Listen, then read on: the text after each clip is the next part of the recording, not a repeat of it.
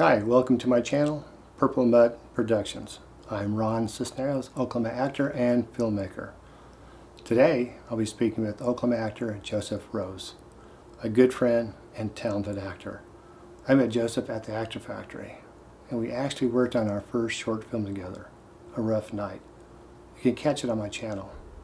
It was great catching up with Joseph, and I'm sure you'll enjoy hearing his story. So please, support the channel by liking and subscribing. Thank you. I can't believe I'm doing this. How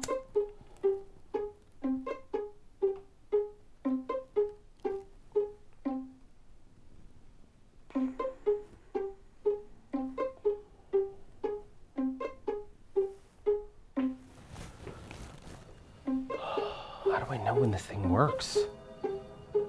I mean, I haven't... Okay. No. You... Come on. Oh my God, come on. Come on. This stuff is supposed to make you leave, so leave. Would you please?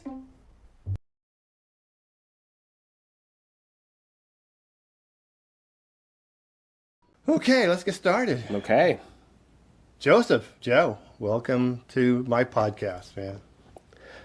Thank you for having me, Ron. You bet. And just to let people know, we've been visiting before the podcast and had this great conversations. I kind of wish the tape was running for some of these things, but we could cover that again. Joe and I, we've known each other 4 years? Yeah. About 4 years? About 4 years. Kind of started this thing together at the same time. Mm-hmm. So your growth has been phenomenal. I enjoy watching some of the things in the social media that I see you're doing. So you've been a very busy man. So for the group out there, tell me why you decided to get into this acting. I decided to get into the act. I spent the majority of my life doing what I believed I was supposed to be doing, based on how I was raised, based on the bar set for me. Mm-hmm. And I was like 35 when I realized that the bar set for me was too low, and also just not in anything that I was interested in. I had spent, since 16, like I said, all the way up to 35, doing stuff like data entry, being a tech support agent, customer service, working for banks, and just doing all this like desk level stuff that was super boring. It's fulfilling for other people out there, but it was never fulfilling for me. And I hated it. I hated it. And I finally had to just kind of stop and be like, what do I really want to do? Like, what have I always wanted to do? And the answer was a scary one. It was being an actor, which I always assumed was impossible because I lived in Oklahoma. And then started going for it and started seeing all of the different stuff that had already developed in Oklahoma. And here I am now. I think we've learned in the last 4 years since we started this, what's going on in Oklahoma acting-wise. Mm-hmm. Learning about the politics, incentives, and all the filmmakers that are doing things. So, back 4 years ago, I think I was pretty naive. I had no idea what was going on in the state. In fact, in these podcasts, Actor Factory comes up a lot because it's such an essential processing area for all of us, and that's where we met. Yep. So when you're taking classes there and learning your trade and your skill, what was the first gig? What was the first thing you remember being cast for? The first thing I remember being cast for was Boiling Point did Jurassic Pet 3. Wow. And I actually got the role of one of the security guards. And that was, for me, a lot of fun. I learned so much. Like, I feel like every time you go to set, you end up learning something, which is part of what I love about this. But I remember learning so much from the guy who was like the head security guy. I always laugh about the fact because I got security guard number 2. And I remember seeing the breakdown for security guard number 1. And I was like, man, if they got me for security guard number 2, security guard number 1 must be like huge. And sure enough, he opens the door. I see him from across the way. Huge guy. And I was like, wow.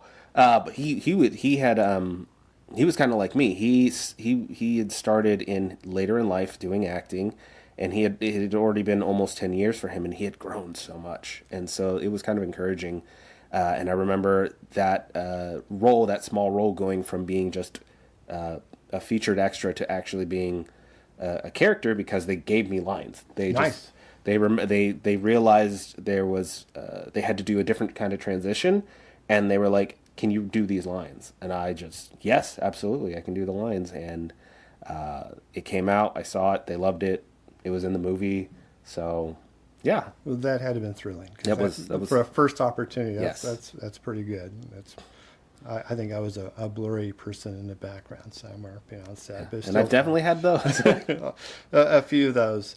So as we learn the trade, do you aspire to any kind of acting method, or how do you approach your acting? So I would say that the thing that I'm learning to do more and more, and I feel like it has the best, it's maybe like too simple, but maybe that's honestly the right kind of answer. I try to have more fun. I just try to have more fun. Mm-hmm. Like I try to actively think of like what would be the most fun way to do this character, or without being disruptive. Like if I'm on Sure. set, I'm not doing anything silly or anything, but I try to think of just, what would be the most fun approach. And I feel like for me, it kind of brings out my creativity better, and it will help me do things that that are more the character as I'm the character or whatever. But I just try to have fun. Yeah, that's they say be yourself, Yeah. which is an interesting thing when you're told that. And Yeah, you're supposed and to your be a job is to character. be someone else. Your job is to be somebody else. Maybe that's more for commercial work. Let's talk about commercial work. It seems like my experience, the Actor Factory touches on commercials, but they don't focus on that when you do your training. Yeah, So and there's so much of it. so much we do is commercial. Yeah. So how do you approach a commercial?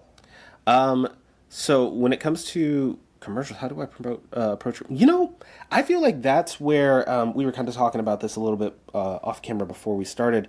The whole when I show up on set, I'm a professional.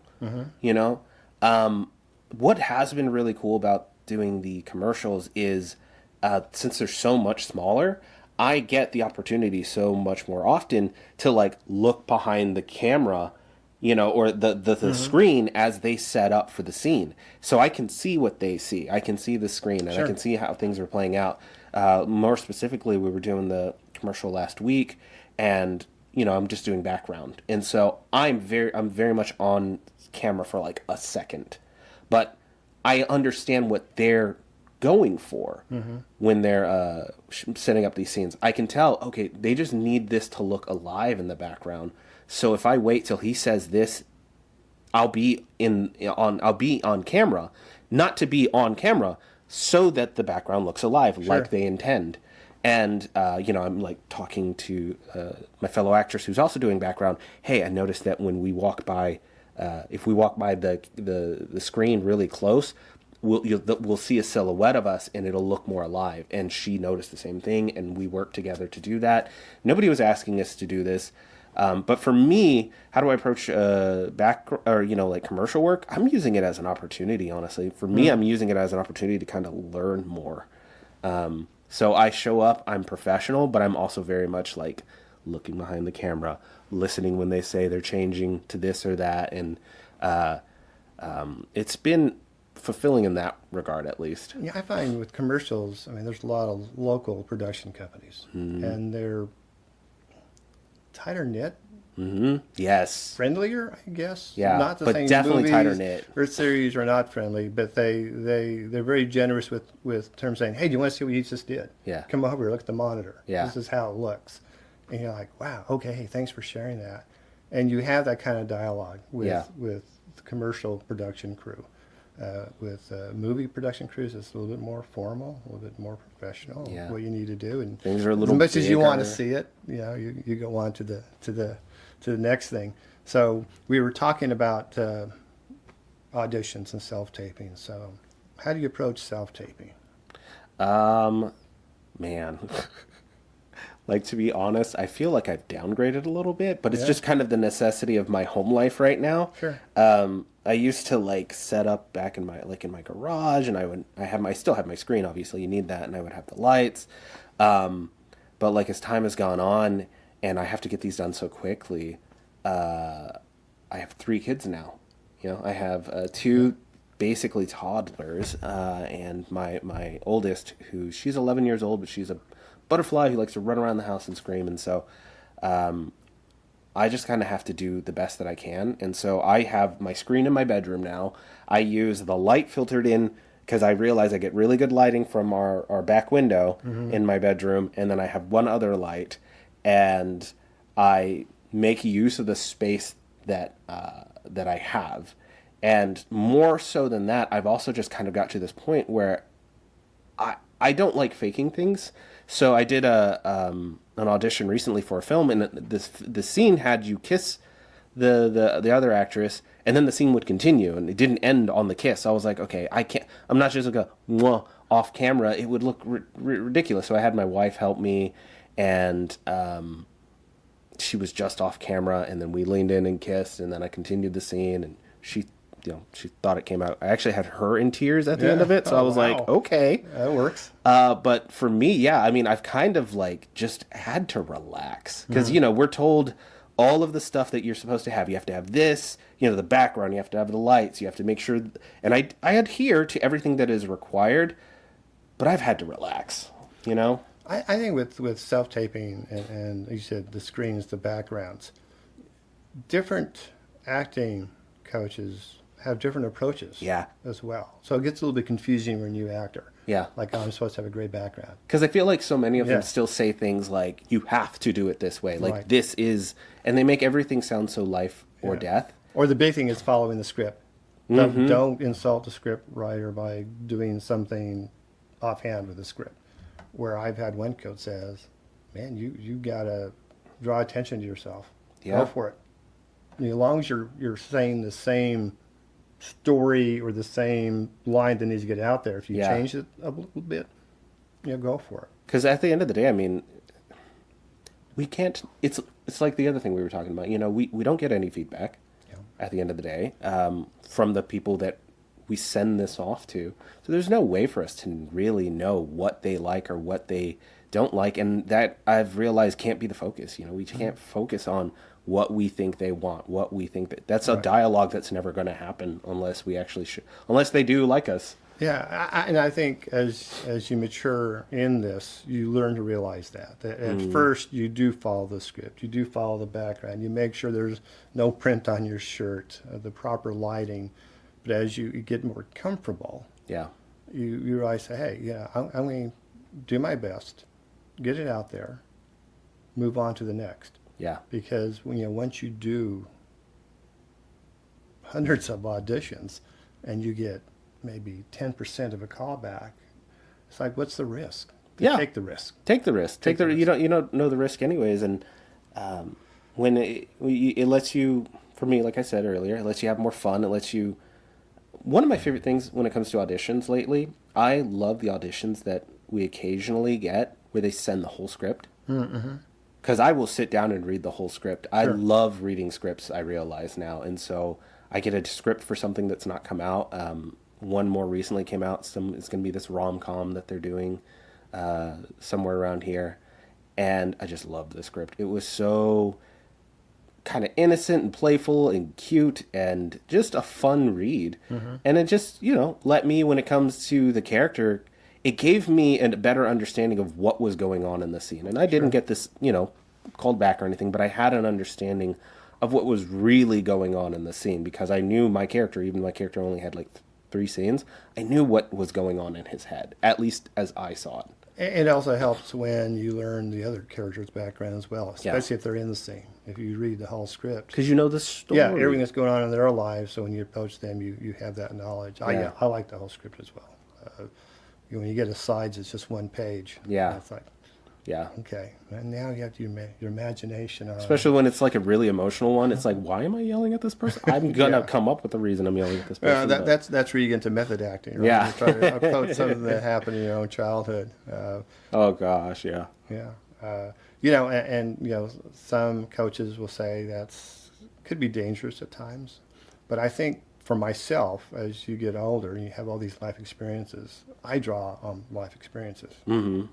Maybe somebody that's 20 hadn't had all that. Yes. So more to draw on when you're I older. do that with it when it comes to everything that we're taught to. I feel like because I feel like I'm using, since like you just said, like everybody kind of teaches something a little different. I just take it all. Yeah. I just no one nothing. I don't feel like anything I've been taught, whether it was from Actors Factory or from Kate, love you Kate, is wrong. Honestly, I just use all of it when it's applicable. Yeah. Now, when you do auditions, what do you do if you need a reader? What's your resource for a reader? Gosh, this thing right here. I record my voice, so I read. It's just like a time thing, right? It's just become so much simpler to do this.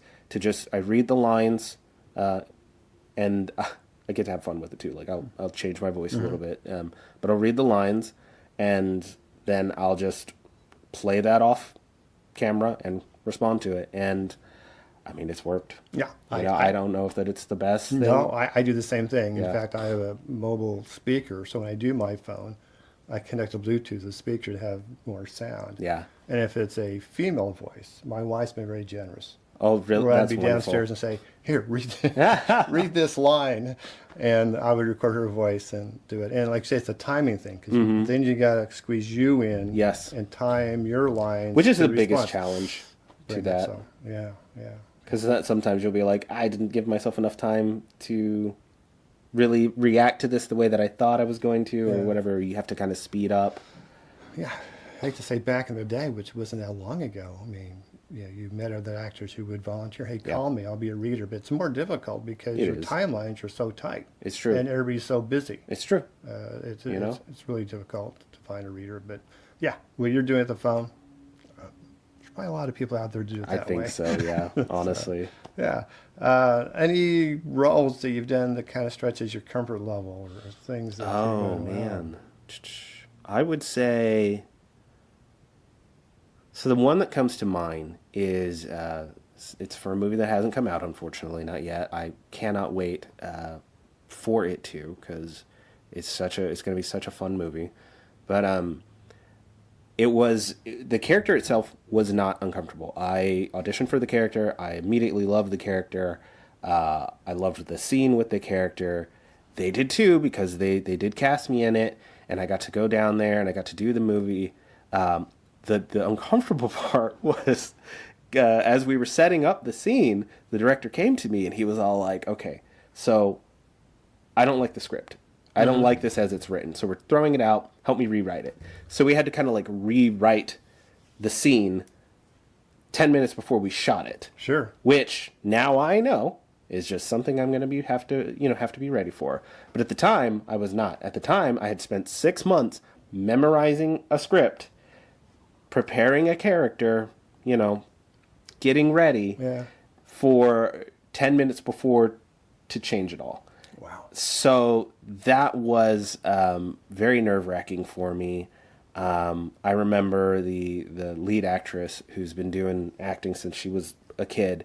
Like she like could pick up on my nerves, and she was like, "You're doing great." It's just the only reason we're doing this over and over is because we're just now seeing all this problem with technical stuff. It's not you. She encouraged me. It was great, but that was like the most my nerves attacked me while actually filming. It was the most uncomfortable I had been doing this acting So it wasn't ever. the character. It wasn't the character specifically. It was the last minute changes, which again, that's just how it is, I guess. You talked about memorizing scripts. So, but how do you memorize scripts? What's your Oh method? man, Lisa Nidell, thank you. Your method works every single time. I read the line, and then I look away. I recite the line, and then I read the next line, and I do it, and I keep breaking it down. And I really think it's just the repetitiveness of it, because I've had times where I didn't even get to do that often. I was like, okay, I got to get going. I have to, start shooting. And I just keep doing the scene over and over. and the words just come.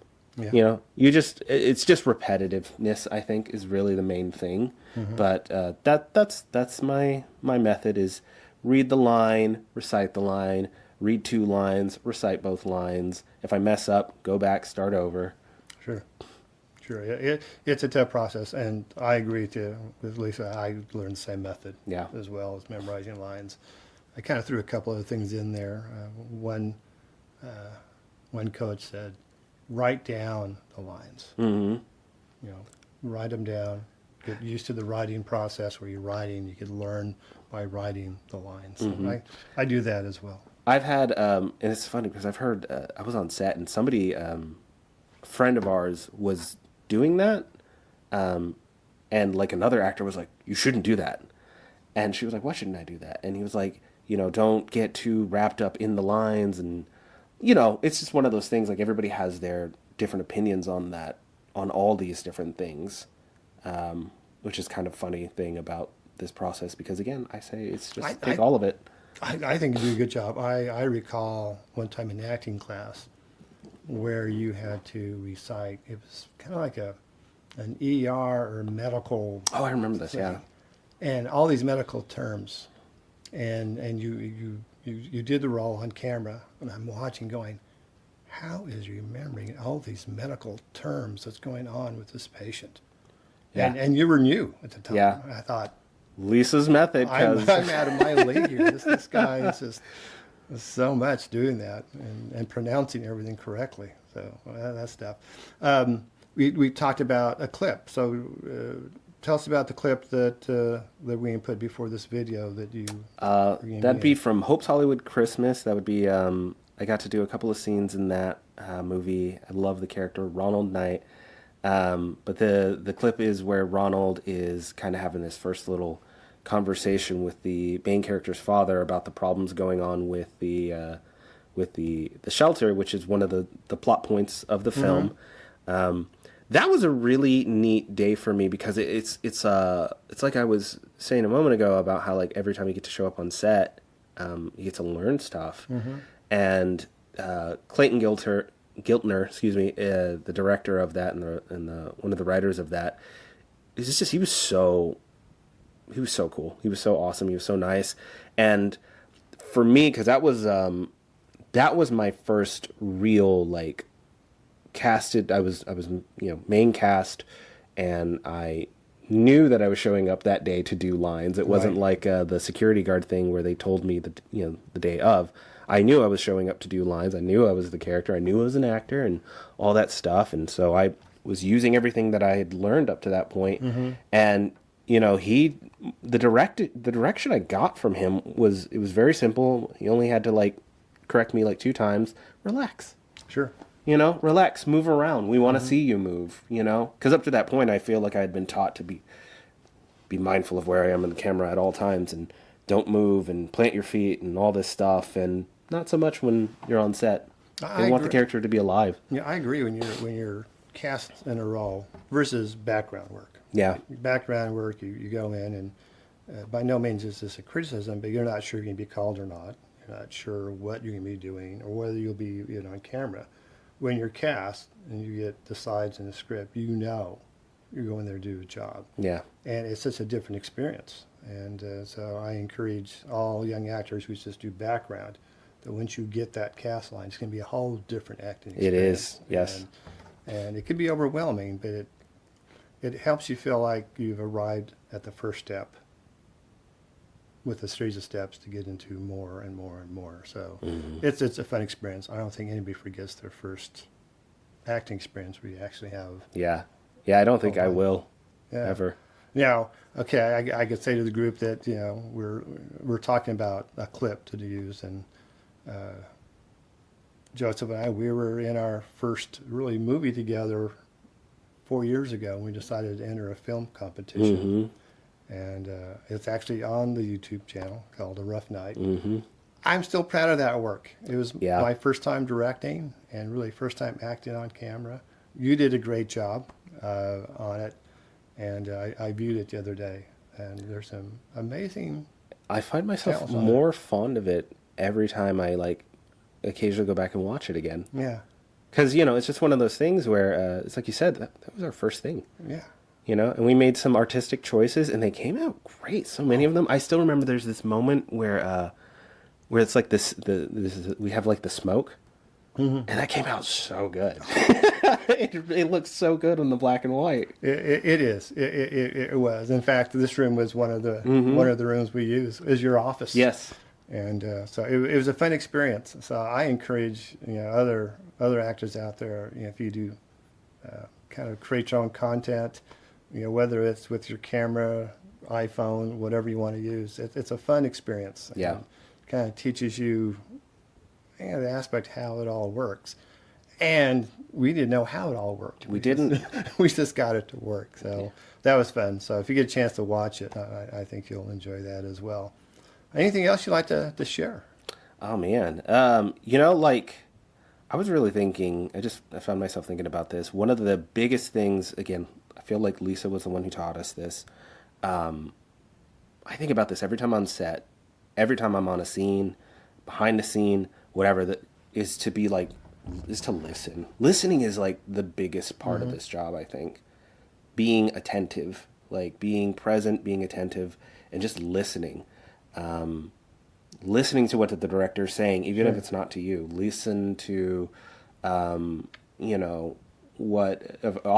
all of the people on set. If you hear points, look where you are. Right. But like listening is so important in this, and I feel like if there's one thing that I love that I'm getting better at, is that I'm becoming more and more attentive, and I'm learning more and more each time I show up to set.